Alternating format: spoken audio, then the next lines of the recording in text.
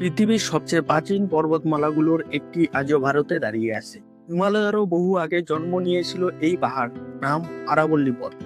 আরাবল্লী পর্বতের বয়স প্রায় 350 কোটি বছর। এটি হিমালয়ের মতো ভাঁজ হয়ে তৈরি হয়নি, বরং এটি পৃথিবীর প্রথম দিক থেকে কঠিন শিলা দিয়ে গঠিত। এই পর্বতমালা বিস্তৃত হয়েছে গুজরাট থেকে রাজস্থান, হরিয়ানা থেকে দিল্লি পর্যন্ত।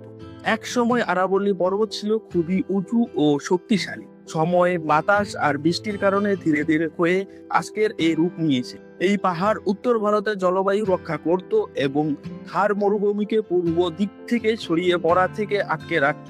আরাবল্লী অঞ্চলে পাওয়া যায় বহু মূল্যবান খনিজ, প্রাচীন সভ্যতার চিহ্ন এবং ঘন বনাঞ্চল ও বন্যপ্রাণী। এই পাহাড় না থাকলে উত্তর ভারতের পরিবেশ সম্পূর্ণ আলাদা হতো। কিন্তু আজ অবৈধ খনন আর বন উজাড়ে এই প্রাচীন পর্বত ধ্বংসের মুখে। ইতিহাস, প্রকৃতি আরো অজানা সত্য জানতে ফলো বা সাবস্ক্রাইব করুন নলেজ ক্যাফে।